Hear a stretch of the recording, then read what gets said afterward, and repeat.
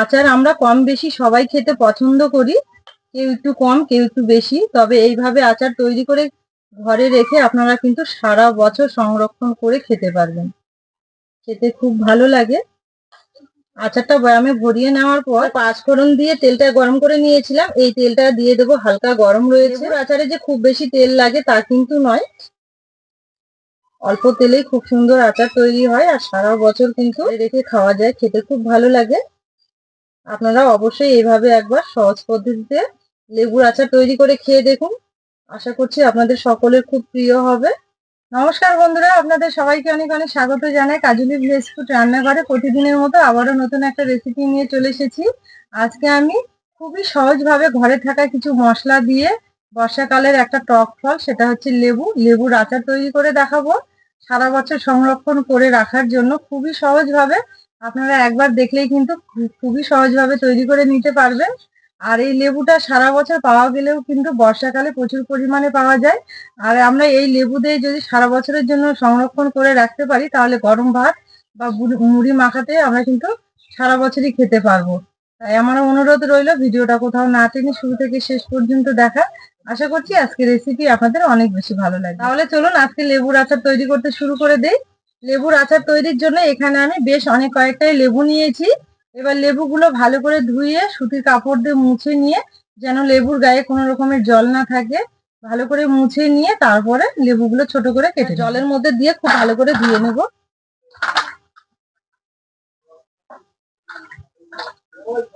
এখানে আমি আচার তৈরির জন্য পাতিলেবু নিয়েছি। পাতিলেবুর আচারটাই কিন্তু ভালো হয়, কারণ পাতিলেবু খুবই টক হয়, যার জন্য এই লেবুর আচারটাই ভাত দিয়ে বা মুড়ি দিয়ে খাওয়ার জন্য একদম পারফেক্ট হয়। লেবুগুলো আমি বটিতে কেটে নেব, দুই পাশটা একটু এইভাবে কেটে নিতে হবে। তারপর মাঝ বরাবর কেটে নেব, 4 ভাগে ভাগ করে নেব এইভাবে। অবশ্যই কিন্তু মাঝখানের শীটটা ভালো করে একটু দূর থেকে ফেলে দেবেন, আর এই বিচিগুলো ফেলে দেবেন। এই যে দেখুন কেটে নিয়েছি। ছোট করে লেবুর আচার তৈরি করলে কিন্তু খেতে ভালো লাগে। একইভাবে সবগুলো কেটে নেব। এই যে দেখুন লেবুটা আমি এখানে খুব ভালো করে কেটে নিয়েছি, একদম পরিষ্কার করে। এবার উনুন জেলে দেব। উনুন জেলে কড়াই বসিয়ে দিয়েছি। এবার আচার তৈরির জন্য এখানে কাঁচা লবণ আছে, লবণটা একটু ভেজে নেব, তাহলে ভালো হবে। 1 চামচ লবণ কড়াইয়ের মধ্যে দিয়ে দেব। আচার তৈরি করতে গেলে সব সময় একটু লবণটা ভেজে নেবেন, যেহেতু আচারটা সারা বছর থাকে ঘরে। অনেক সময় দেখবেন তেলটা শুকিয়ে যায় সেই সময়তে, তাহলে দেখবেন যে আচারের গায়ে একটু ছাতা ছাতা হয়ে গেছে। আর লবণটা যদি ভেজে নেন তাহলে কিন্তু সেই জিনিসটা হবে না। এই যে দেখুন এখানে লবণটা আমি খুব সুন্দরভাবে ভেজে নিয়েছি। এবার নামিয়ে নেব। এবার আগে থেকে কেটে রাখা লেবুর মধ্যে এই ভাজা লবণটা ঢেলে দেব। পরিমাণ মতোই আমি নিয়েছি। এবার লেবুর মধ্যে আমি কয়েকটা চেরা কাঁচা লঙ্কা নিয়েছি, একদম সবুজ সবুজ। এই কাঁচা লঙ্কাগুলো দিয়ে দেবো। লবণ, লেবু আর কাঁচা লঙ্কা খুব ভালো করে একসঙ্গে মিশিয়ে নেব। এখন কিন্তু বাজারে লেবুর দাম খুবই কম, 1 টাকা বা 2 টাকা পিস। আপনারা যদি খুব কম দামে লেবু কিনে এনে বাড়িতে এইভাবে সারা বছরের জন্য আচার করে রাখেন, তাহলে কিন্তু দেখবেন সারা বছরই আপনারা গরম ভাতের সঙ্গে বা মুড়ির সঙ্গে খেতে পারবেন, আর খেতেও খুব ভালো লাগে। লেবু অনেকটাই রুচিকর খাবার, আর স্বাস্থ্যের পক্ষেও খাওয়া খুবই দরকার। লবণের সঙ্গে লেবুগুলো আমি খুব ভালো করে মেখে নিয়েছি। এবার কিছুক্ষণের জন্য ঢেকে রেস্টে রেখে দেবো। এবার আচারে দেওয়ার জন্য কিছু গোটা মশলা নিয়েছি, মশলাগুলো একটু শুকনো খোলায় ভেজে নেব। এখানে নিয়েছি গোটা জিরে, কালো সর্ষে, কালো সর্ষেটা একটু কম নিয়েছি, আর সাদা সর্ষেটা একটু বেশি নিয়েছি। আর ঝালের জন্য নিয়েছি কয়েকটা শুকনো লঙ্কা। লঙ্কাটা আপনারা বাড়িয়ে কমিয়ে নিতে পারেন, তবে আমি এখানে লঙ্কাটা একটু বেশি করে দেবো। টক আচার গরম ভাত দিয়ে খাওয়ার জন্য খেতে খুব ভালো লাগবে। আর এখানে নিয়েছি 1 চামচের মতো মৌরি, আর নিয়েছি গোটা ধনে, নিয়েছি মেথি। সবগুলোই আমি পরিমাণ মতো নিয়েছি, 1 চামচ 1 চামচ করে। এবার এগুলো আমি শুকনো খোলায় ভেজে কড়াইয়ের মধ্যে দিয়ে দেবো। হালকা আছে নেড়ে চেড়ে হালকা একটু ভেজে নিতে হবে। দেখুন খুব সুন্দর একটা আওয়াজ হচ্ছে, তার মানে মশলাটা কিন্তু খুব ভালোভাবে ফুটছে। আর এই মশলা কিন্তু খুব বেশি ভাজার দরকার নেই, হালকা একটু কালার চেঞ্জ হলে নামিয়ে নেব। যখন দেখবেন খুব সুন্দর একটা মিষ্টি গন্ধ ছাড়বে, তখনই নামিয়ে নিতে হবে। হয়ে গেছে, এবার নামিয়ে নেব। মশলাটা যখন একটু ঠান্ডা হবে তখনই বেটে নেব, তাহলে দেখবেন একদম মুচমুচে হয়ে যাবে। লেবুর আচারে যে খুব বেশি তেল লাগে তা কিন্তু নয়, লেবুর আচারে কিন্তু তেলটা খুব পরিমাণে কম লাগে। এবার তেলটা আমি গরম করতে দেব। ওই 2 থেকে 3 চামচের মতো তেল দিলেই হবে। এখানে কিন্তু উনুনের আঁচ দিতে হবে না, জোরে হালকা আছে তেলটা একটু বসিয়ে রাখবো তাহলেই হবে। এবার ওই তেলের মধ্যেই 1/2 চামচের মতো পাঁচফোড়ন দেব। হালকা আছে, এটা হতে থাক। মশলাগুলো খুব ভালোভাবে ঠান্ডা হয়ে গেছে আর মুচমুচে হয়েছে। এবার পাটায় দিয়ে একটু বেটে নেব। এই মশলাটা কিন্তু একদম প্লেন করে বেটে নেওয়ার দরকার নেই, একটু আধভাঙ্গা গুঁড়ো করে নিতে হবে। এখানে আমি পাটায় গুঁড়ো করছি, আপনারা যদি মনে করেন যে মিক্সিতে ঘুরিয়ে নেবেন, সেক্ষেত্রে মিক্সিটা একটু চালানোর সময় থামিয়ে থামিয়ে ঘুরিয়ে আধভাঙ্গা করে নেবেন, সেক্ষেত্রেই ভালো হবে। আচারগুলো খাওয়ার সময় এই মশলাগুলো যে যখন একটু মুখে পড়বে দেখবেন খেতে খুব ভালো লাগে। দেখুন মশলাটা আমি এখানে একদম যে মিহি করে বেটে নিয়েছি তা কিন্তু নয়, একটু আধভাঙ্গা করে গুঁড়ো করে নিয়েছি। এইভাবেই কিন্তু আচারের মশলা গুঁড়ো করে নিতে হয়। মশলা থেকে কি সুন্দর যে একটা গন্ধ ছেড়েছে কি বলবো, যারা আচার তৈরি করেন তারাই শুধুমাত্র বুঝতে পারবেন। এবার মশলাটা আমি একটা প্লেটে তুলে নেব।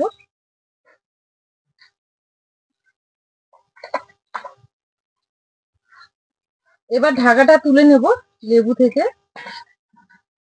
এই যে দেখুন লেবুটা আমি লবণ দিয়ে মেখে রাখার জন্য কতটা জল বেরিয়েছে দেখুন। এইভাবে আপনারাও লেবুর আচার তৈরি করলে অবশ্যই কিন্তু লবণ দিয়ে লেবুটা মেখে রাখবেন, দেখবেন খুব সুন্দর হবে। এবার লেবুর মধ্যে এই আগে থেকে ভেজে গুঁড়ো করে রাখা মশলাটা দিয়ে দেব, পুরোটাই দেব, পরিমাণ মতোই আমি নিয়েছিলাম, সবটাই লাগবে। যেহেতু ভাত দিয়ে খাওয়ার জন্য বা মুড়ি দিয়ে খাওয়ার জন্য বারে বারে তেলটা তুলে নেওয়া হবে, সেই কারণেই কিন্তু একটু মশলাটা বেশি থাকলেই ভালো লাগে খেতে, তাই দিয়েছি। এবার দেব পরিমাণ মতো হলুদ গুঁড়ো, আর সুন্দর কালারের জন্য দেব কাশ্মীরি লঙ্কার গুঁড়ো। এটা পুরোটাই অপশনাল, হাতের কাছে থাকলে দেবেন, না থাকলে না দিলেও অসুবিধা নেই। এবার সবকিছু খুব ভালো করে মেখে নেব, মানে মশলাটা দিয়ে এইভাবে লেবুর সঙ্গে একটু ভালো করে মিশিয়ে নিতে হবে। এবার আগে থেকে যে গুনগুনে তেলটা গরম করে রেখেছিলাম, এই হালকা গুনগুনে তেলটাই একটু এই লেবুর আচারের মধ্যে দিয়ে দেব। তো পুরোটাই কিন্তু এখন দেব না, 2 থেকে 3 চামচের মতো দেব, তাহলে কিন্তু হবে। তেলটা দেওয়ার পর আবারও খুব ভালো করে মেখে নেব। লেবুর আচার তৈরি করার মতো সহজ আচার কোনোটাই মনে হয় নেই। লেবুর আচার কিন্তু খুব সহজেই তৈরি করে নেওয়া যায়, আপনারা প্লিজ একবার বাড়িতে অবশ্যই তৈরি করে রাখবেন। আর এই লেবুর আচার কিন্তু সঙ্গে সঙ্গে খেতে ভালো লাগে না, একটু ঘরে রেখে দেবেন আর মাঝে মধ্যে একটু রোদে দেবেন, দেখবেন পরে পরে আচারটা খেতে কিন্তু খুবই ভালো লাগবে। যখন মজে যাবে তখন খুব ভালো করে মেখে নিয়েছি মশলার সঙ্গে, আর দেখতে কতটা সুন্দর হয়েছে দেখুন। দারুণ হয় এই লেবুর আচার, আপনারা বাড়িতে অবশ্যই একবার ট্রাই করবেন, দেখবেন সারা বছর ঘরে রেখে খেতে পারবেন। আর এক টুকরো লেবু নিলেই কিন্তু পুরো এক থালা ভাত আপনারা খেয়ে ফেলবেন। লেবুর আচার সঙ্গে সঙ্গে খাওয়া যায় না ঠিকই, কিন্তু এত সুন্দর একটা গন্ধ ছেড়েছে না, মনে হচ্ছে এখনই খাওয়া যাবে, খেতে খুব ভালো লাগবে। খুব সুন্দর একটা মিষ্টি গন্ধ ছেড়েছে। এবারে এই বয়ামের মধ্যে ভরে নেব। বয়ামটা কিন্তু খুব ভালো করে শুকিয়ে রোদে শুকিয়ে নিতে হবে, যেন এক ফোঁটা জল না থাকে।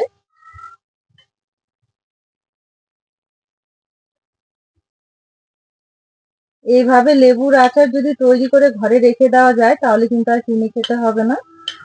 যখন আমরা আচারের দোকানের পাশ দিয়ে যাই দেখবেন কত সুন্দর একটা গন্ধ বের হয়, মনে হয় যে নিয়ে খাই। আপনারা যদি এইভাবে আচার তৈরি করে ঘরে রাখেন তাহলে কিন্তু সেই আচারের দোকানের মতোই আচার হবে। এই যে দেখুন পুরো এক বয়াম হয়ে গেছে। বয়ামে আচারটা খুব ভালো করে ভরিয়ে নিয়েছি। এবার পাঁচফোড়ন দিয়ে যে তেলটা গরম করে নিয়েছিলাম সেই তেলটা ওপর দিয়ে দিয়ে দেবো। লেবুর আচারে যে খুব বেশি তেল লাগে তা কিন্তু না, অল্প তেল হলেই হয়ে যাবে। খুব ভালো করে তেল ভরিয়ে নিয়েছি। আর দেখুন আচারটা কতটা লোভনীয় হয়েছে, কালারটা দেখুন কতটা সুন্দর এসেছে, দারুণ লাগছে কিন্তু। হাতে কয়েক মিনিট সময় থাকলেই কিন্তু সারা বছর সংরক্ষণ করে রাখার জন্য এই লেবুর আচারটা তৈরি করে রেখে দিতে পারবেন। আর সারা বছর ঘরে রেখে আপনারা কিন্তু গরম ভাত, রুটি বা মুড়ি মাখাতেও কিন্তু খেতে পারবেন, খেতে ভীষণ ভালো লাগে। আমার রেসিপিগুলো যদি আপনাদের ভালো লেগে থাকে প্লিজ আমার চ্যানেলটি একবার সাবস্ক্রাইব, লাইক, শেয়ার করে নেবেন।